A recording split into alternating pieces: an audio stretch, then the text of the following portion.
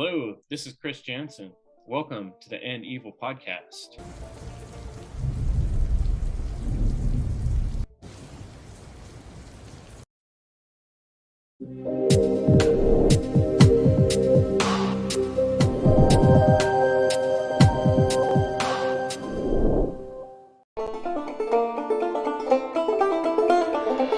Hey friends, welcome to the End Evil podcast. This is Chris Jansen. Evil is the destruction of freedom. This week, I'm excited to bring to you a retrospective episode where we're going to go back. We're scrolling back almost 5 years ago to the very first work I ever did with End Evil podcast back in 2020. It's been a long road, and I'm excited to share with you guys that, we're approaching 100,000 downloads on the podcast, and we're opening a new exciting chapter in the End Evil podcast as my book comes out next month that I've written to share with you folks. But I just want to let you know also that whenever you click on any episode, this is the very first one here, who I am back in April 1st, 2020, April Fool's Day, huh? Was that right? January, February, March, April. Yep, April Fool's Day. What a joke, huh? I got a spot right here on the sidebar of any episode you pick, donate, and that there you can add a $1 donation per month. That's what some people are doing, which is awesome. Or you can just choose whatever amount you'd like to donate. I could really use some help right now. I'm looking for a new camera for the show, and any donations would really help with that. I also wanted to point out here on the side, there's a button that says get your End of All Evil book and End Evil stickers, and you click on that, and that just takes you to this page, and you can put in your debit card or pay through Venmo or whatever works best for you. Put your address right here so I can send you the book. I sent out 2 this week, and I'm excited to see people taking me up on that offer.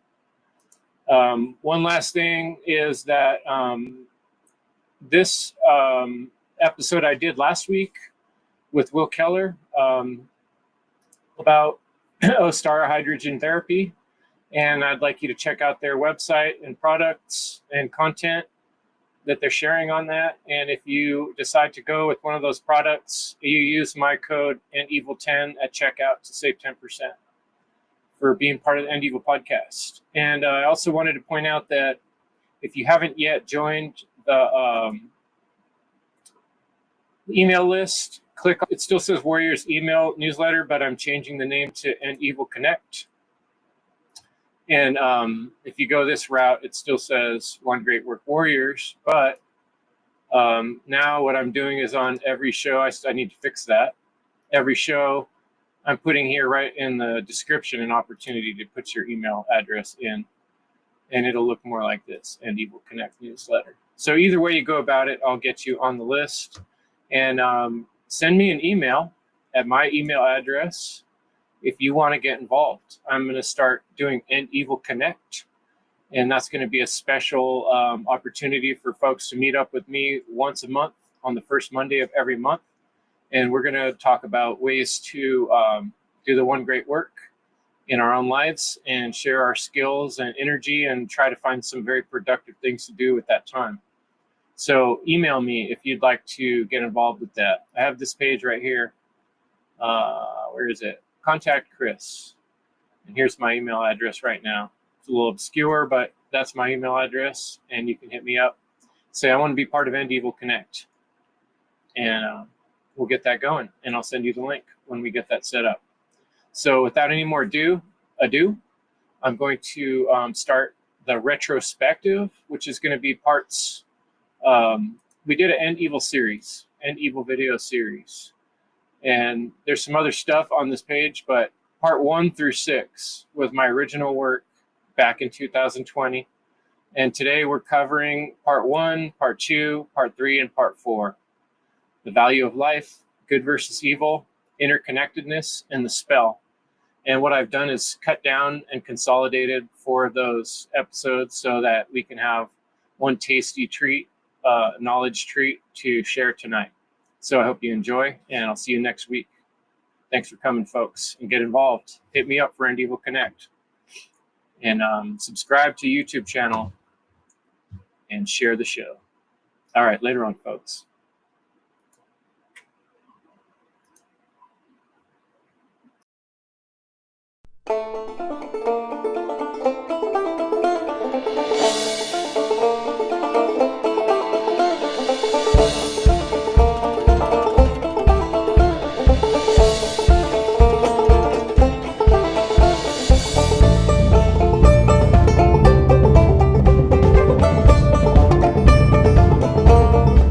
The purpose of this presentation is to work towards ending evil. Some folks may not believe that such a thing is even possible. Well, maybe that's part of the current problem. My aim is to impress you about the value of your time on this planet, to shine a light on the most important truths that have been obscured for too long, to give you the information and knowledge necessary to make true change in the world around us, to move human experience away from suffering and grief towards love and joy. Let's begin to work together towards the end of evil. This presentation is meant to be non-dogmatic, non-religious. I'm not trying to tell you any story that you need to believe. I'm not asking for your faith or any faith-based beliefs or assumptions related to a religious text or preface. Who I am. I just want to be really upfront and honest. My name's Chris Jansen. I've been working most of my life in the skilled trades line of work, carpentry work mainly, maintenance work secondarily. My father was a preacher who studied theology and spirituality. He sparked an interest in me at a very young age, a curiosity and a yearning for knowledge and wisdom, enlightenment. September 11th explosions. This really changed the reality, my reality. It took me some time to it really sink in, probably 10 years, but the result is I came to the conclusion that government is run by untrustworthy folks that don't care about America, morality, or its people. And the sad truth is that the inherent lies in this picture and that were sold to the public show that not enough people care about justice or truth. I could show you countless books, articles, documentaries, websites, all explaining why the disaster that happened on September 11th was a complex plot that was contrived, planned, exactly a conspiracy. This moment of realization marked my personal journey towards a difficult realization of many deeper truths about what's really going on in our country and in the world and in ourselves, ultimately. What are you doing, Mom? Looking for the hidden picture. If you stare at these things long enough, you're supposed to see some kind of hidden three-dimensional picture. Oh, yeah, look, it's a sailboat. You saw it too, damn it! What? This next slide, the hidden picture. This is a funny little moment from a movie, Mallrats, as many of you might remember, and where he's trying to see the hidden picture in what we used to call those the magic eye pictures, where there's a 3D embedded picture. If you cross your eyes in such a way, you can see this 3D picture pop out. In that, a hidden picture is only hidden if you'll never see it if you're not looking for it. In other words, if you'd been walking through the mall and you just saw a design, you wouldn't necessarily think, oh, that design contains a hidden picture. It's not until someone tells you there's a hidden picture in there that it emerges. So the reason I'm bringing that up is because that is the nature of the truth regarding the bigger picture, what's going on in our world. One day I was looking through the internet, doing more research about September 11th. I stumbled across Dane Wigington runs a site called geoengineeringwatch.org. Someone that lives here in my own state, and he's giving a detailed, well thought out documentary about geoengineering that left me really wondering. You know, first I didn't want to believe it. I thought this guy's probably a nut, but I started watching this guy. I started taking pictures, and I started thinking things out. The ramifications of global weather manipulations and biowarfare, and human population getting sprayed like rats without knowing it. The more I read and thought about it, the truth set in. It was too late. You know, it took me a full year plus another year of some doubt and worrying before I felt really confident that this man was correct. This geoengineering, chemtrail, something is going on a large scale. Without our consent, this weather engineering program is going on. I couldn't get it out of my head. I kept thinking, how can we live like this? I'm trying to find an appropriate way to bring up some of these problems in such a way that we can fix them, not just complaining about them. So I feel like it's partly my job to continue to remind people the danger inherent in practices such as spraying particles into the skies with planes. It's not good for humans or nature. It's one more indicator that there is evil going on around us in control. I'm just a guy who loves the study of knowledge about the underpinnings of existence. Why do we do these things, and why don't we change? How do we change the world? Well, it must be done first on a deeper level, from the inside out. First, we change our minds, then we change our actions, and then we can affect others. I would say that philosophy is the most important tool that we have to change ourselves, and the only tool that changes internal conflicts or problems. The study of the nature, causes, or principles of reality, knowledge, or values based on logical reasoning, called philosophia, Latin and Greek. The meanings of words and how the meaning, philosophy, the rational investigation of the truths and principles of being, knowledge, or conduct. A knowledge, a body of knowledge, from Old French, philosophy or knowledge, philosophie, directly from Latin, philosophia, and Greek, philosophia. Philo meaning love, loving, that's philo, and sophia meaning knowledge or wisdom, or sophies, wise. To me, that is such an important fundamental part of this whole thing. The ability to philosophize sets the table for making change in the world. But it starts at philosophy. And then from there, it turns into our ideas to actually do things and then actions in the physical world. So if we want to change anything, first we need to deal with the philosophy. And I feel like that's the biggest missing part in things I watch and hear online. And so that's my contribution that I'm going to try to keep bringing up and pounding in. In modern times, our current philosophy is looked upon as a fringe amusement or a side subject. But in fact, it is the thread that forms the fabric of the reality of daily life. Logical fallacies. The art of debate. Besides the love of wisdom, there are some other extremely important tools for thinking: analyzation and dialectical thinking. Deductive reasoning and inductive reasoning are two important tools that aid in research and learning. And the art of debate is sorely missing in today's public opinion. The mockery of true debate that is displayed in modern politics simply ignores logical fallacies, but instead relies on them as ammunition. I'll be working together with you as we continue to offer opportunities for you and myself to make up our own mind on things and develop our own sense of discernment. True faith, in my opinion, is the willingness to make a mistake and continue to try again. Being good is living in harmony with natural law, not the laws of man, not based on written in text, not because it's old, not because a lot of other people believe it. I'm talking about things that are true just because they're true. As was written in the Declaration of Independence, these truths are self-evident. Quote from Thomas Paine: "Freedom had been hunted round the globe. Reason was considered as rebellion, and the slavery of fear had made men afraid to think. But such is the irresistible nature of truth, that all it asks and all it wants is the liberty of appearing." Part 1.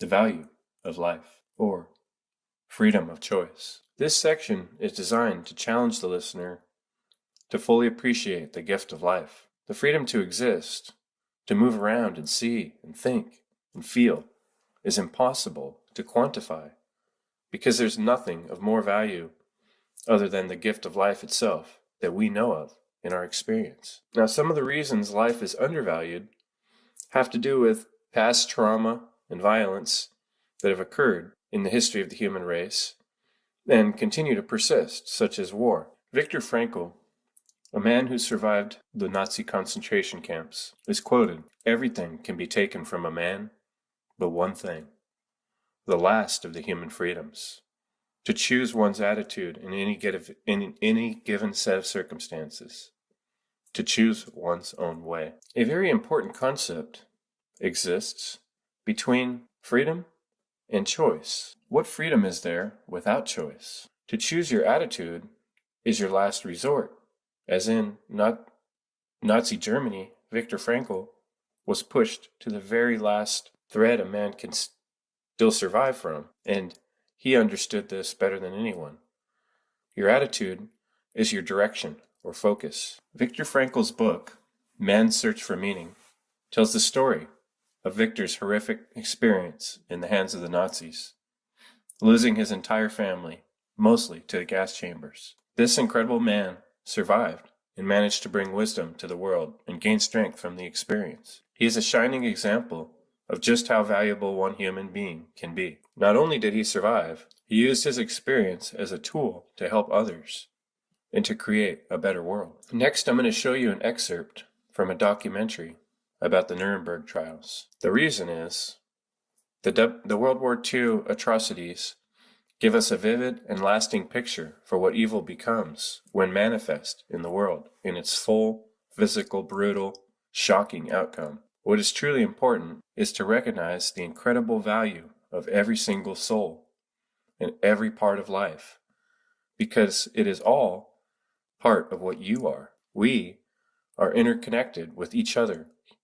Every other human being on this earth is part of one family of beings. A wise human would not cut off his own finger or toe. To cause harm to other humans is akin to cannibalism. No one should want destruction of their own species. From the book, The End of All Evil. Simple. Truth is always simple. All people recognize truth because all people are intelligent beings. It is the nature of evil to create artificially complex ideas. It does this to hide or obfuscate the freedom it destroys. If you remove the complexities and fears from your life, you will find a plain and beautiful truth. This truth is the nature of your worth. As a human being, you are very special. You are unlike the minerals, the plants, or the animals of the earth. Nothing commands the abilities of intelligence like you. Nothing else has such complete and total ambition to satisfy dreams. Nothing else has the desire or the thirst for knowledge that you possess. You are a human being. I think it's plain to see why I pulled those two statements out of the book. They very much affirm the importance and the value of human life. They emphasize the uniqueness and the special abilities of being human. There's a recognition that there's a force working to hide truth, obfuscate truth, thereby destroying freedom.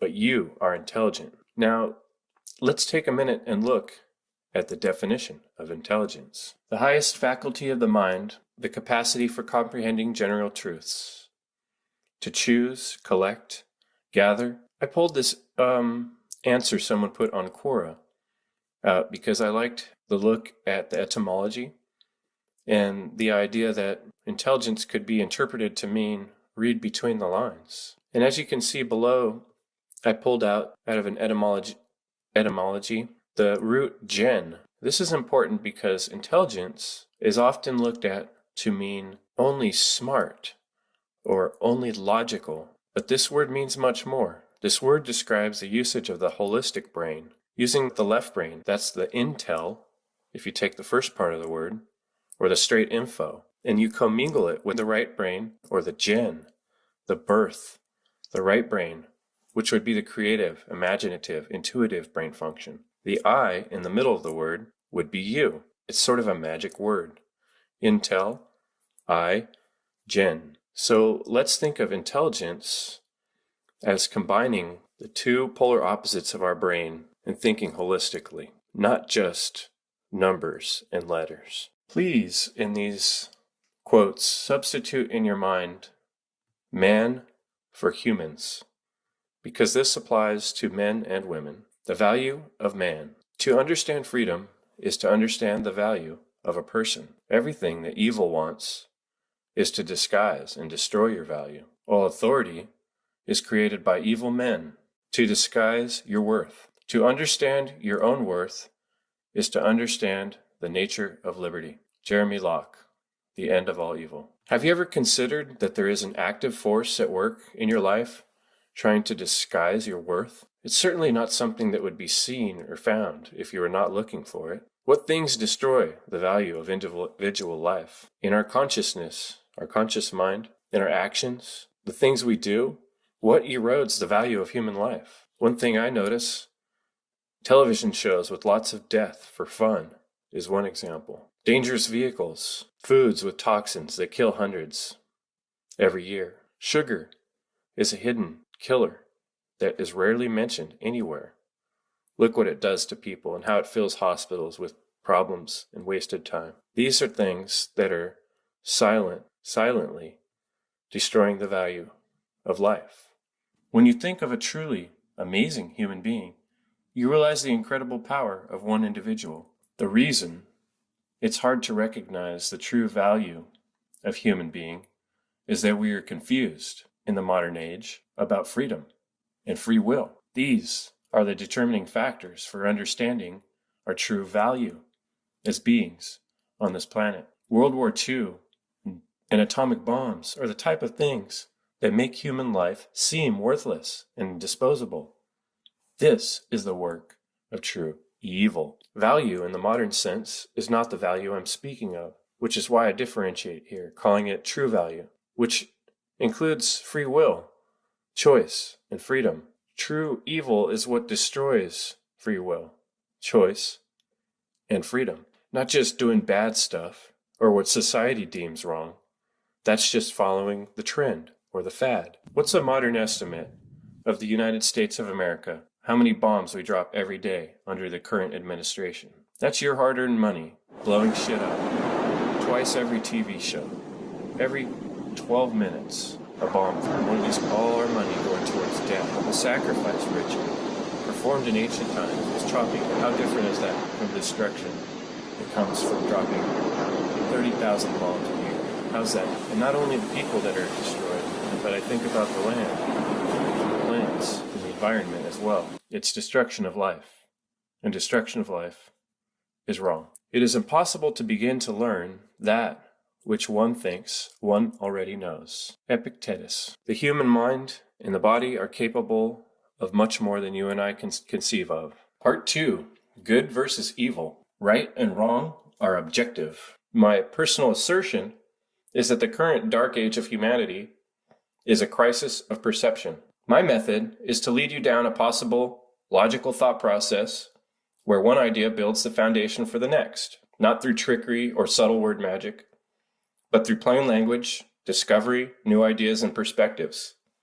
You choose what to decide. Part of my personal life struggle has been to reclaim my spirituality, my connection to the all. Evil is defined as the fact of suffering, misfortune, or wrongdoing. A morally bad or wrong, causing injury, pain, or harm. A cosmic evil force. The threat of impending violence. It's a pretty simple thing. Evil just means basically causing harm. One differentiation to make though.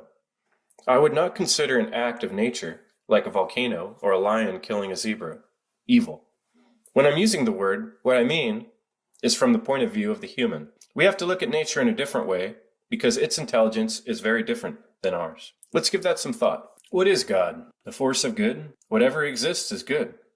Evil exists. Is that good? Good is a human way of describing and understanding the wonderful force all around us that gives opportunity for new life. Yet there is destruction in that process as well. The natural processes of nature do not have that one valuable thing we discussed so much in part 1, the choice. But how about the word God? Does this word mean anything outside of the temples and religious structures? It really does not make sense logically, or in an intuitive sense, that there's no intelligence behind the design of this reality that we're experiencing. It's so multifaceted and dimensional, simple and complex at the same time. The problem, in my experience, is that many folks I speak with have had some major break, losing their religion, or finding the light. And oftentimes, some experience at a young age traumatize their spiritual self. Many choose to ignore the higher or the deeper self, the part that is connected, as pictured in the Tree of Life motif, to the source, the all, the universe, the cosmos, the Great Spirit, the divine, the ultimate, or the universal consciousness, the great architect. Many names for the same thing. The fabric of reality is made of something and nothing and everything. What can we call that? Maybe we can agree on the great intelligence. Sometimes, using different combination of words, we can accomplish understanding through comparison. What is nonsensical to me is to personify this all-encompassing power, as religions try to do, into like a man. What is it? I'm going to try to let someone maybe who can speak a little bit more eloquently on the subject than myself, and I've chosen a man named Alan Watts. Let's see what Alan Watts has to say on this subject. I tell you, I knew a monk who started out in life as pretty much of an agnostic or an atheist, and then he began to read Henri Bergson, the French philosopher who proclaimed the vital force, the élan vital, and so on. And the more he read into this kind of philosophy, the more he saw that these people were really talking about God. And I've read a great deal of theological reasoning about the existence of God. And they all start out on this line. If you are intelligent and reasonable, you cannot be the product of a mechanical and meaningless universe. Figs do not grow on thistles. Grapes do not grow on thorns. And therefore, you, as an expression of the universe, as an aperture through which the universe is observing itself, cannot be a mere fluke. Because if this world peoples, as a tree brings forth fruit, then the universe itself, the energy which underlies it, what it's all about, the ground of being, as Paul Tillich called it, must be intelligent. Now, when you come... Alan Watts is an author and a speaker who studied the Eastern religions such as Buddhism.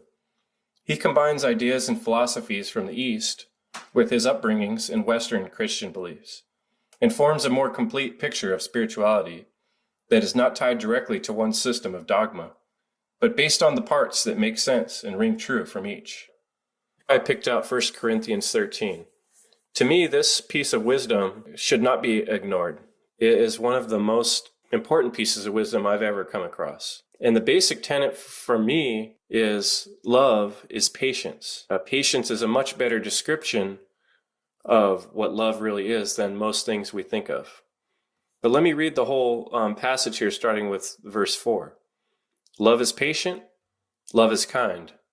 It does not envy, it does not boast, it is not proud. It does not dishonor others, it is not self-seeking, it is not easily angered, it keeps no record of wrongs. Love does not delight in evil, but rejoices with the truth. It always protects, always trusts, always hopes, and always perseveres. And the next line actually says, love never ends. Now you can substitute the word love for care, and it basically means the same thing. And notice, patience is the first virtue mentioned in this passage. Patience, kindness, no envy, no self-possessed behavior, which is very similar to saying no solipsism. It goes beyond just an ego-driven action to thinking that you are the center of everything. The idea of honoring others and honoring life, not bragging, because bragging often becomes a way of putting other people's down, which is harmful. Not getting angry without justification or good reason. Not keeping a scorecard of wrongs in order to one-up the other. Love rejoices with the truth. That's a joyful thing. And then the last few tenets are especially important. Protects, trusts, hopes, endures. These are some of the more difficult aspects of love or good. To protect life, to endure through difficulties. A right is an action which does not cause harm. Stealing is wrong. Evil is the destruction of what life creates. Lying is a destructive form of stealing truth. Good is always in alignment with truth. So these are seem pretty basic and simple things to say, not taught in school. Imagine if our courtrooms and political spheres were governed by this set of rules, instead of the mumbo-jumbo, confusing mess they call laws. Good and evil should be really simple. The crucial key for understanding our world is to understand the nature of evil. Evil challenges the value of people by denying them the opportunity to make their own choices, by denying them the chance to grow strong in learning and understanding. Evil is something that manifests when beings try to separate from the continuity of life. Stealing opportunity and the ability to grow strong in learning is what has been done to early American slaves, to Jewish people in Germany, like we discussed in World War II. In modern times, in our lives, the robbery is done subtly on all levels of daily life. Debt slavery, dampened creativity because of repetition of false ideals, pictures and stories of lying and deceitful deeds as if they're funny and we should laugh at them. Often people think of Satanism as a cult, which actually only means hidden. Look up the definition of Satanism as described by the founder of this cult. It is the belief that you are God and that you can choose what morality is. Right and wrong are only in your mind, and you can adjust them to fit your whims and desires. That's Anton LaVey's teaching. By default, this ideology of most Americans has become common because most people are just buying what's on TV and movies rather than thinking for themselves. And that what they're buying into is pure Satanism. Let's read right from the website, right here on their facts, fundamental beliefs. Why do Satanists worship the devil? Answer: we don't. Satanists are atheists. We see the universe as being indifferent to us. And so, all morals and values are subjective human constructions. Our position is to be self-centered, with ourselves being the most important person, the God of our subjective universe. So, we are sometimes said to worship ourselves. Our current high priest, Gilmore, calls this the step moving from being an atheist to being an I-theist. Satan, to us, is a symbol of pride, liberty, and individualism, and it serves an external, metaphorical projection of our highest personal potential. We do not believe in Satan as a being or a person. Worship of the self is believing that you are God. Satanism is atheism. As I described earlier, good is essentially being in alignment with nature. In practical terms, that means not harming others. The golden rule: do unto others as you would have done unto yourself. Balance and harmony are a natural state, and when there's no stealing or coercion going on, that's what's there. This is evident when you take a walk on the beach or in nature. Everything is perfect just as it should be. The natural environment is self-healing and self-sustaining, just like the workings of our bodies that we discussed in the value section. Even if you drop a bomb and destroy everything, come back in 20 years and life will be there, putting things back together, working towards balance, growing roots and leaves. A quote from Albert Schweitzer: "Man must cease attributing his problems to his environment and learn again to exercise his will, his personal responsibility in the realm of faith and morals." So often in modern news cycles, the fear is instilled in humans that nature's out to get us. The storms, the weather, the impending earthquake. How much of our evil lifestyle is reflected back on us? It makes sense that the world is in peril because we are not proactively working to keep it safe. More bombs and coercion will never result in more peace. I would propose that by becoming deacons of the earth, caretakers of nature, humans will find their place on this planet. When we are concerned as much about the safety and well-being of other humans and other life on this planet, we will finally find some safety ourselves. What is it that created the illusion that we individuals are so separate from one another? Besides the virtual technological internet connection, modern society is fragmented in ways unknown to the world for most of history. In the United States, Family units are often broken with divorce and mental issues, and the rarely talked about sexual misconduct and physical and mental abuse. The connection to the tribe or local community is lost in many areas, especially high-density neighborhoods and inner cities. We live in our fancy box-shaped houses and zoom around on the slick roads in our shiny rectangle boxes, so we can go to work in cubicles and stare into boxes. Even the shapes of our organization are not the shapes evident in nature. Children are seated in rows rather than circles in school. Punishment begins early with solitary confinement methods, such as detention or getting kicked out of class. Find a square leaf or a box-shaped planet. Where are the rows and columns in nature's wisdom? We are part of a larger living system. A quote from Herman Melville: "We cannot live for ourselves alone. Our lives are connected by 1,000 invisible threads, and along these sympathetic fibers, our actions run as causes and return to us as results." How could humans survive without each other? Deepest desire is to have meaning in our lives. And when you consider what that really means, is in some way or another actively working to help other humans. I myself would really struggle to survive without the help of others. Beyond other humans, we are completely dependent on the plants, animals, and minerals of the earth for our survival. Every part of the tapestry of life is interwoven with the rest. Humans are not a solitary species. Part of our joy and well-being depends on our ability to communicate and get along well with other humans. Viktor Frankl said that our deepest desire is to have meaning in our lives. And when you consider what that really means, is in some way or another actively working to help other humans. What if the goal of ending evil in human experience became viral? I talked before about the importance of looking up words and how words are very powerful in the very fabric of the reality. Philosophy is made up of words. So what's interesting is when we start looking at words, there is this sort of secret word magic in it, where words mean things, like spell. Letters are used to spell a word. And in the idea of magic, you would create a spell to enact some change using the physical forces of the universe. Another interesting word, the word itself, word, if you take the S and put it on front of the word, it says sword, which is much like the pen is mightier than the sword. Or, yes, same thing.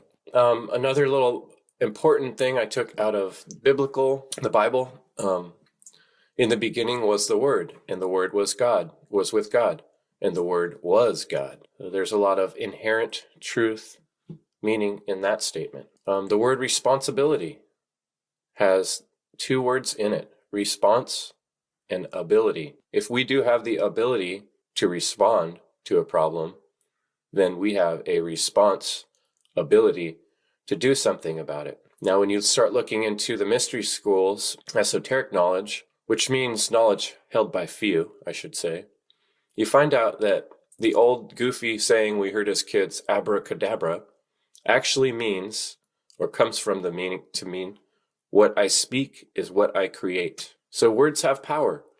The world of the unseen creates or sparks the world of the seen and observed. We do this with our spells. We do have this power. Unluckily, this knowledge has been held by a very few amount of people, and most of the masses have been ignorant to this knowledge. This is why it's called occult. Such knowledge has been deliberately hidden in order to create and maintain a power differential between those who hold it and those who are ignorant of it. An important distinction to make. I mentioned that the occult means hidden in part 2, but here's a more complete definition with some etymology. The occult. The word occult is rooted in the Latin adjective occultus, which means hidden from sight, which comes from the Latin verb occultare, to hide or conceal, to keep secret. Both are in turn derived from the Latin noun oculus, eye. So the picture there shows the iceberg, which is a great metaphor for kind of like the hidden picture thing I'd mentioned before. We see the small caps coming out of the water, but the bigger picture is what's below the water. And that's what we are discussing in the End Evil series. Also, as I listen to myself speaking, that the word cult sounds very similar, but has a very different meaning, as it turns out. The two words do not seem to be necessarily related as far as the root or the etymology, according to a site I frequent called etymonline.com, etymonline.com. A cult basically means an extremist, authoritarian-based religious sect. So that's very different from the occult, the occult. In a world of correction, which will continue to correct until there's no defect that needs correction, and this applies to individuals and to nations, we are going to have all kinds of dismal occurrences until we begin to live the principles which we all know to be true. Of the 6 billion people we now have in the world, approximately, probably 4 billion of those people are religious. They believe in some kind of a God. They believe in some kind of a golden rule. They believe in some kind of a table of commandments.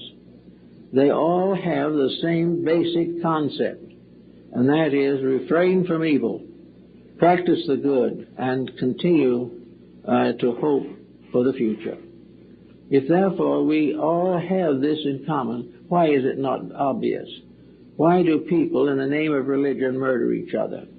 Yet they have been doing so from the beginning of time, and they have bred nothing but war, disaster, difficulty, and death. Even today, sorrow is being generated all over the world by fanaticism, self-interest, selfishness, and these things. And what are they? They are simply the extreme examples of a system which is wrong from the beginning. This is the final truth of wrong thinking, wrong living, and wrong believing. Manly P. Hall points out that it is up to each one of us as individuals to learn to respect the laws of nature in order to bring balance to humanity as a whole. Deep understanding is found in ancient hidden knowledge that we are all connected, and our communal decisions affect the whole of mankind. The way to repair damage in this system is done on an individual level, and then a process of learning and teaching the principles to others that guide our existence. One great, harmonious, happy unity. Except man will not permit it to do this. He insists on endangering it. He insists on damaging a beautiful necessity in order to achieve some cheap success of his own. So as we're coming time now towards the end of this century, the time has come for more or less careful estimation of what's going to happen. That we are not going to be wiped out, but we are going to be forced to reconsider action which is obviously wrong. The more rapidly we accept this and the more quickly we correct our mistakes, the easier these transitions are going to be. We will not have to suffer some horrible disaster if each of us as an individual that really tries to improve the allotment which was given to us in the beginning. Each of us has a certain magnetic keynote, a certain value, and if we live up to that value, we are safe. If we disrupt that value and fall below its level, we are in danger. And in danger we remain until we correct ourselves. Now, you know you're correcting yourself when you begin to feel good about things. When you say to yourself, all these things are working together for good. If you can begin to see the lesson in each problem, and by seeing the lesson dissipate the problem, by watching for opportunities to learn more about the life in which we exist, to gain greater sharing in life, realizing the value of unselfishness as against selfishness, the value of peace as against conflict. All these things we learn. Children can learn them. It is time for education to teach us that the purpose of life is to grow and improve. That the great work of life is not to be measured in a career here, but in an unfoldment of the basic character of the individual. To live in the world without becoming aware of the meaning of the world is like wandering about in a great library without touching the books. It has always seemed to me that symbolism should be restored to the structure of world education. The young are no longer invited to seek the hidden truths, dynamic and eternal, locked within the shapes and behavior of living beings. To live in the world without becoming aware of the meaning of the world is like wandering around in a great library without touching the books. Just like I was describing before, being in the mall and seeing that weird design and not knowing that there's a hidden picture in it, because no one told you. The optimist in me hopes that humans can ignite against the tyrannical force of evil, which threatens to take over, like the Borg in Star Trek. We are the Borg. Lower your shields and surrender your ships. We will add your biological and technological distinctiveness to our own. Your culture will adapt to serve us. Resistance is futile. Sci-fi often tells the truth or the future. Check out Animal Farm, 1984, A Brave New World, Fahrenheit 451.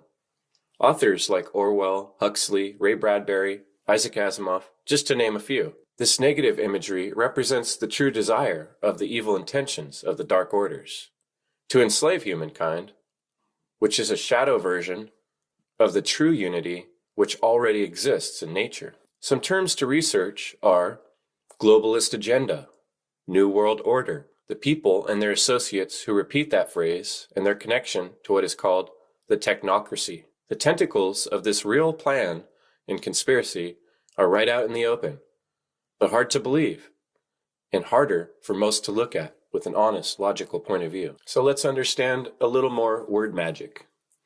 The etymological root of the word natural. The English word nature is etymologically derived from the ancient Cometian Egyptian word neter, meaning God, symbolized hieroglyphically as a simple stylized flag on a pole, stylized in other cultures as a cleaving axe, which represented a force which was known to exist through its observable effects, like wind, but difficult or impossible to see with the eye.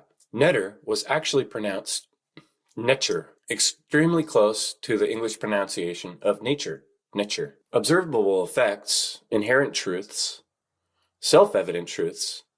Notice the theme and continuity here in these words and understandings. It is not something new that we just made up. This has been existing. This knowledge has been on this planet for a long time. The most important lesson of all hidden esoteric knowledge, and the key to repairing the damage to ourselves and our race, is summed up in the meaning of natural law. It basically is the same as the golden rule in application. Natural law, equality in rights. Now we think of civil rights here in this country and in others as well, as Canada and many other countries use that term. But natural law is a much more complete understanding of the way things are and could be if we were not working against nature. And that would be that everyone has the same exact rights. No one has any more or less rights than anyone else. Since rights are not created by humanity because they exist objectively and inherently in nature, no human being or group of human beings is actually capable of granting rights to anyone else, nor is any human being capable of revoking rights from anyone else. Now, what's difficult to understand about this is that we see so much cases in the world, kind of like the Borg, as I described, where this natural law and equality is being stomped all over, and people are causing coercion and hurting others. And this, to just call an illusion, is frustrating because we see the reality of what happens when the law is broken. We get sickness, a sickness of the mind and a sickness in reality in the world, in the functionings of how we do things. Part 4, the spell, mind control. There are specific strategies and time-tested science dedicated to both the controlling of the masses and the direct control over a single individual. In this presentation, we will explore methodologies of mind control and what to do about them so that we can see through the illusions and find the truth, or as Max Hendel put it, the light of wisdom. In the last presentation, we discussed the idea that there is hidden knowledge, and because important information has been withheld for so long from the average human, we now have a crisis of perception. We also explored the idea of thinking about all life as an organism or a living thing that already exists as a whole, with natural law binding it together. Man's artificial attempts to recreate a false sense of security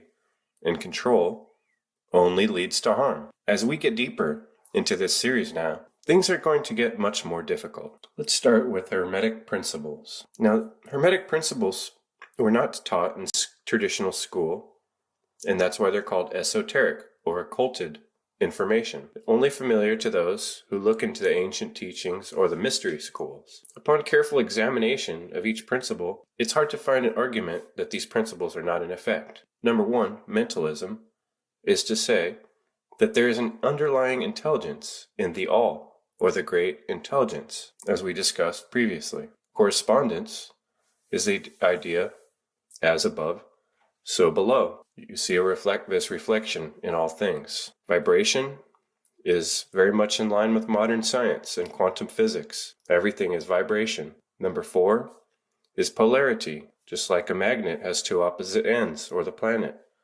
everything has a polarity. Number five, rhythm, like the waves of the ocean, or our breathing, or the seasons. Everything has its rhythm, up and down. Number six, cause and effect. Every action has a reaction. We can test this with anything. And gender. Everything in nature, there's gender. It exists in all things. This is a foundational concept. Both the Hermetic principles and the idea of natural law are both two bodies of thought and knowledge entirely misunderstood or never even heard of. Once I've had time to mentally digest these concepts, the more time I think about it, the more they resonate. From the moment I looked at this list, I could find no disagreement to the validity of what is being represented. From the book, The End of All Evil, Principles. An example of principle can be found in thermodynamics. A liquid is cooler than a gas. This is a principle. Because this is a principle, it does not restrict us, but enables us. Using this principle, we can condense and expand a substance between gas and liquid to create refrigeration. With this principle, we have more understanding and more power. Principles are truths that create freedom. Conscience. From Latin, con means together, and sciere means to know. Put those together and you get to know together. To know together, or common sense. Knowing is a science involving theories, testing theories, inductive and deductive reasoning, the trivium, discourse. Then, of course, combining all that with intuition and gut feelings. We find truth best working together, with many minds are better than one. And when those minds are in agreement with common principles, where's the enthusiasm to study the truth of things? It is an exciting process, the discovery of reality. Truth is knowable, discoverable, and objective, a great gift of the universe. Hypnosis. There are two main branches of hypnosis, hypnotherapy, and hypnotic suggestion. Hypnosis, also referred to as hypnotherapy or hypnotic suggestion, is a trance-like state in which you have heightened focus and concentration. Hypnosis is usually done with the help of a therapist using verbal repetition and mental images. When you're under hypnosis, you usually feel calm and relaxed and are more open to suggestions. The science of hypnosis involves aiding a person in reaching a heightened state of focus. When one is exceptionally focused on one thing, we can miss a whole world of events. This is how magic works.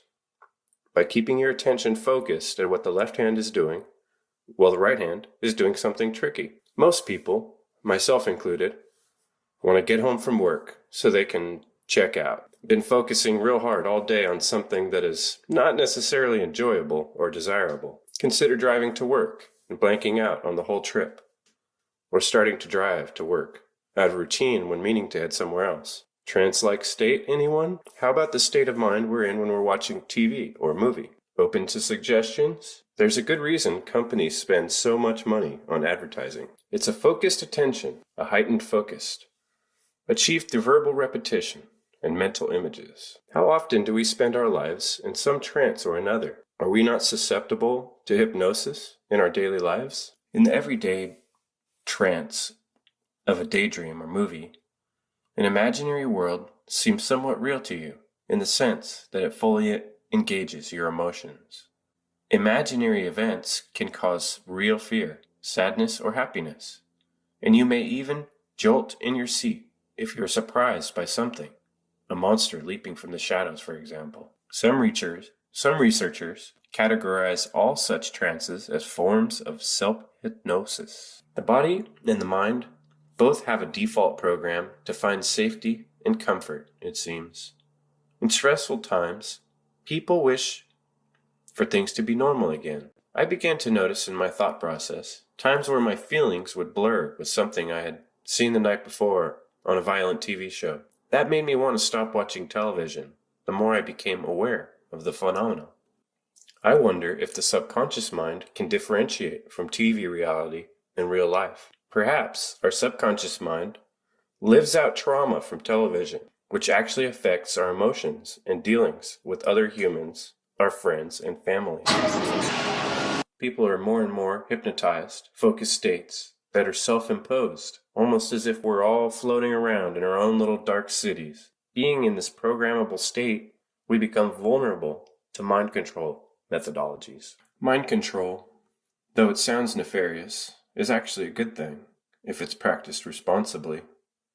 To control one's own mind is the most responsible and admirable thing a person can do, as long as it's done for improvement rather than dampening of life's natural desire to grow. There's simply no polite way to tell people they've dedicated their lives to an illusion. Daniel Dennett. It's extremely humiliating to realize that you've been tricked. In many cases, folks are so invested in their career or life's work that they lose the ability to see truth from a truly objective point of view. Life will offer daily opportunities, even for the wisest and smartest of us, to realize that we are wrong. Mistakes are part of the process. As we grow wiser, we become more aware that there is just so much in this existence that we will never know it all, and there are too many doors of knowledge to open them all. Why are most people so unconscious that they continue to refuse to live in harmony with natural law, fail to recognize the rampant presence of evil in their midst, willfully participate in such evil, either directly or indirectly? And the picture there shows what looks like people might as well be waiting at the DMV, just waiting to do what they're told, not really taking their own action and willful decisions. On the right, you see the tree of life, and all the things that cut up the tree of life, that sever the roots and cut off the branches and the leaves. Willful ignorance, fear of owning personal responsibility, self-loathing due to lack of self-respect. The sad truth is that too many of us are spending too much of our time in the realm of evil thoughts and deeds. The results are plainly evident.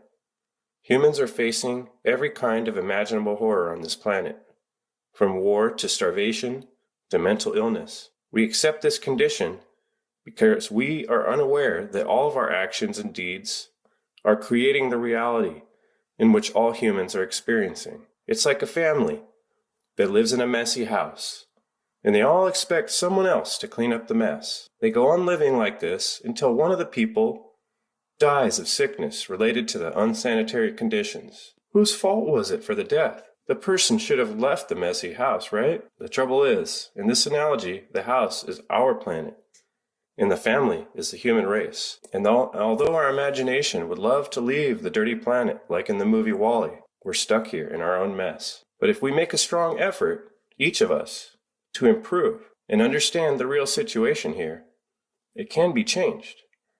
We must become conscious of ourselves and our communities. This will take initiative, hard work, and effort on a few people at first to motivate the others. In part 3, we discuss the interconnectedness of all life on this planet. What has been occurring in recent years is a ramping up of the fragmentation process. The more humans are focused on mundane tasks, the less they are noticing the inner workings of those who seek control. Power itself needs fragmentation in order to gain more power. Hierarchies consist of each layer below being broken down into smaller parts that can be managed. It's really difficult to think big and see all life as a system if you have always been looking at it from the point of view of one puzzle piece, as in the slide. It's broken from the whole. Another example of this concept we can use is I made my own list of methods of manipulation. These are things I think are used in war, in terms of strategies,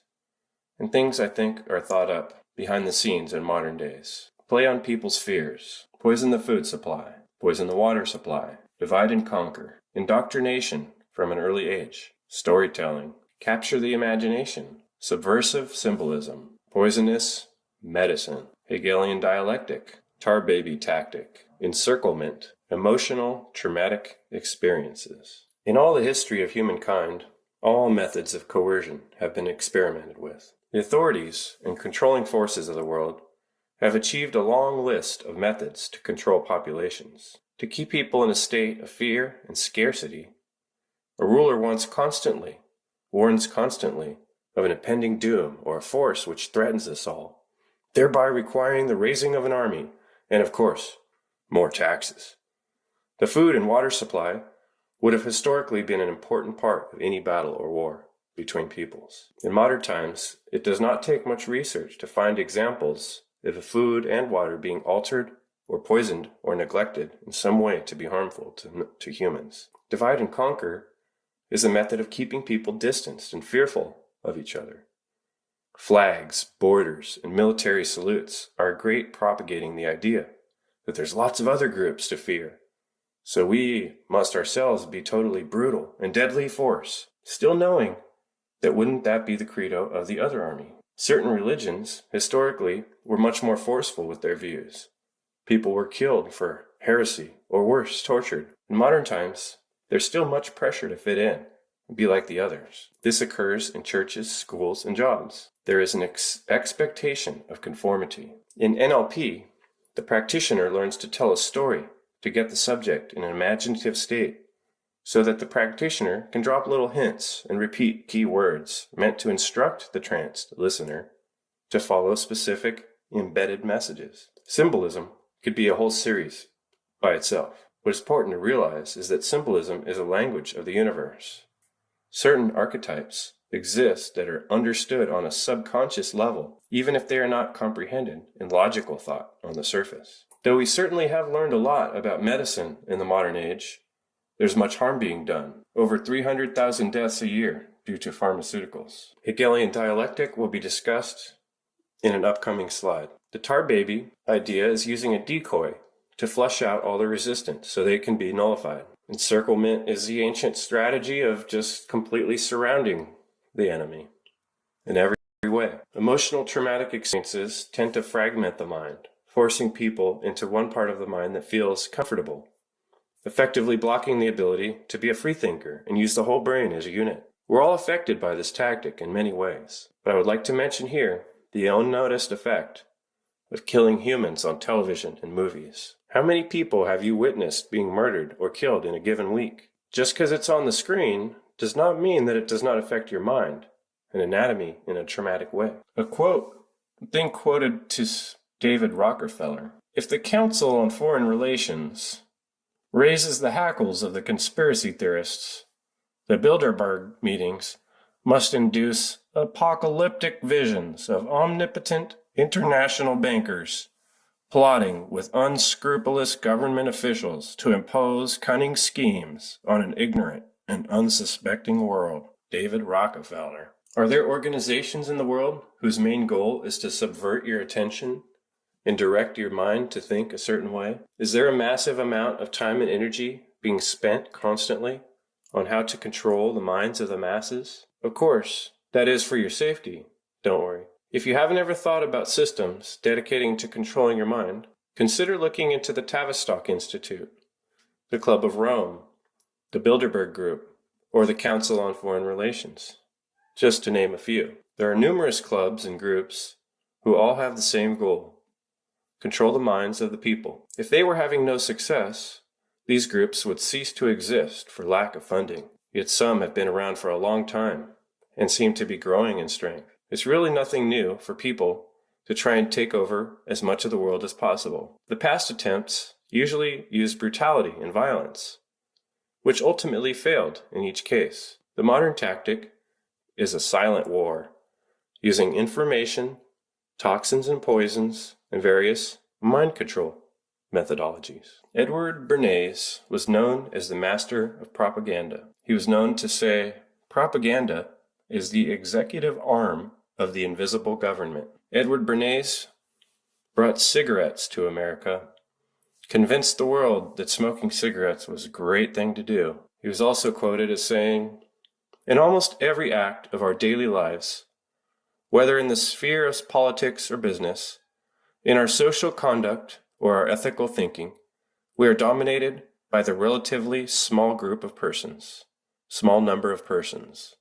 It is they who pull the wires which control the public mind. The massive amount of time, money, and energy spent by companies, think tanks, governments, and political groups is a tribute to the effectiveness of advertising and propaganda. There's a plaque above the lockers in my daughter's high school that says, if you don't stand for something, you will fall for anything. The fact that you're watching this series and have made it this far shows that you are a human who is actively searching for truth and curious if you can make the world a better place. Remember how we discussed hypnotism really being a type of attentive focus? If our focus is not solely on good or life-giving activities, we tend to be victims of other more focused and attentive agendas designed to prey on our emotions in order to affect our actions. If we are not very aware, we can all become trapped in evil plots unknowingly because of our ignorance. I know this, unluckily, from my own experience. The 3 monkeys represent emotional mind control. When we're in a state of anger, sadness, frustration, because a conversation becomes uncomfortable, the tendency is to close our ears, or our mind, or our mouth. George Hegel was known to say, we learn from history that we do not learn from history. The word dialectic means the art or practice of arriving at the truth by the exchange of logical arguments. Definition number 2. The process especially associated with Hegel of arriving at the truth by stating a thesis, developing a contradictory antithesis, and combining and resolving them into a coherent synthesis. The Marxian process of change through the conflict of opposing forces, whereby a given contradiction is characterized by a primary and a secondary aspect. The secondary succumbing to the primary, which is then transformed into an aspect of a new contradiction. A prominent philosopher named George Wilhelm Friedrich Hegel has been seen in the 20th century as the originator of the thesis, antithesis, synthesis triad, or the Hegelian dialectic. The Hegelian dialectic is where the ruling elite create a problem, anticipating in advance the reaction of the population to the crisis, and thus conditioning the people to call for a change. When the population is properly conditioned, the desired agenda of the ruling elite is presented as the solution. The solution they present is not intended to solve the problem, but to serve as a basis for a new problem, or exacerbate the existing one. When the newly created problem reaches a boiling point, it becomes the foundation for the people to clamber for the change again. This process is repeated over and over, all the time moving society towards whatever endpoint they have in mind. Remember when we discussed the word dialectic, the art or practice arriving at the truth by the exchange of logical arguments? Here's an example of the Hegelian dialectic at play in the real world. I chose September 11th, building explosions, and demolition events. The problem: America is defenseless against these cave dwellers. Over 3,000 innocent Americans die because of terrorists, so-called terrorists. The reaction: Americans put flag stickers on their cars, and they fear people from the Middle East. Patriotism soars, and many Americans want revenge. The solution: the government expands mass surveillance to its own citizens openly and nullifies the Constitution with the Patriot Act. They begin a war if the invasion of Iraq ensues. The shock and awe program keeps the people mesmerized and satiated. And the president's ratings went way up during that period of time. Most things in the network news cycle are some sort of Hegelian dialectic being played out. News is not actually an honest effort to keep you informed about things that are really going on, especially in your area. News is designed to make money by preying on your emotions and insecurities. News has no conscience, no heart, and no empathy. The aim of End Evil is not to focus in on the most evil aspects of existence, but to understand the workings of evil and recognize evil for what it truly is. This is necessary because evil is tricky. Like the wolf in sheep's clothing, the trickster will always try to fool you. Becoming aware of trickery, in the language of trickery, in the science of mind control, will help us all to heal ourselves inwardly and separate from the cycle of emotional reaction and ignorance. We could grow accustomed to studying problems, working together to discuss opposing viewpoints, and discovering the common sense or conscience by mutual agreement and working hard on localized, creative solutions to problems as they begin to arise. The buckled column caused additional collapsed floors and falling debris that removed support from adjacent interior columns. A chain reaction then caused other interior columns to fail in quick succession. The outside shell of the building fell. The NIST team found no evidence that explosives were involved in the collapse. And our analysis showed that even the smallest explosive charge that was capable of bringing down the critical column in the building, had it occurred, we would have seen sound levels of 120 to 130 decibels about a half a mile away. That would have been an incredibly loud sound, and that sound was not picked up by any of the videos or witnesses that we have talked to. The team found that World Trade Center 7's design was generally consistent with the relevant building codes when it was built. Our high-rise buildings in this country are very, very safe. Having a collapse of this nature is a very rare event. Nevertheless, to ensure that buildings do not collapse in fires, even when sprinklers fail or are not present, the NIST team urges reevaluation of the fire performance of structures with long-span floors and other design elements similar to WTC-7. The team's report also calls for stronger codes, standards, and practices so that other buildings don't suffer the same fate. Tall building had ever collapsed primarily due to fire. But that's exactly what investigators believe happened to the 47-story World Trade Center Building 7 on September 11th. Because everybody, once you have seen Building 7, there is no way back. You can cheat on yourself and you can try to suppress it, but you cannot. You have seen it and then there is no way back. It's not very healthy, to lie to yourself and say, no, I didn't see that. But many people do because it's simply too painful. Now, more on the latest building collapse in New York. You might have heard a few moments ago, I was talking about the Salomon Brothers building collapsing. And indeed it has. It seems that this was not a result of a new attack. It was because the building had been weakened during this morning's attacks. We'll probably find out more now about that from our correspondent, Jane Stanley. Jane, what more can you tell us about the Salomon Brothers building and its collapse? Well, only really what you already know. Details are very, very sketchy.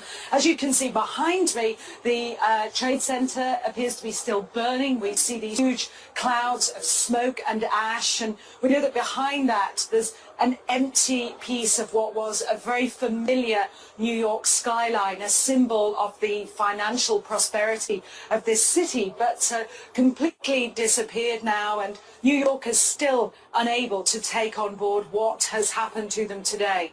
Presumably there were very few people in the Salomon building when it collapsed. I mean, there were, I suppose, fears of possible further collapses around the area. That's what you would hope, because they don't really know where to turn. That's the very sad thing. I think there's going to be a lot of very, very traumatized people that has hit them very, very hard. Jane, I think many of us, when we heard the news, perhaps on the radio earlier today, were completely flabbergasted by it and just couldn't comprehend it. I mean, it almost sounded too far-fetched. I was wondering what it's felt like for you being in Manhattan. Well, unfortunately, I think we've lost the line with Jane Stanley in Manhattan. Now, here we're going to show you a videotape of the collapse itself. Describe that. Now we go to videotape, the collapse of this building. Amazing, incredible picture word. Too far-fetched. For the third time today, it's reminiscent of those pictures we've all seen too much on television before, when a building was deliberately destroyed by well-placed dynamite to knock it down. See what you see and not what you're supposed to see.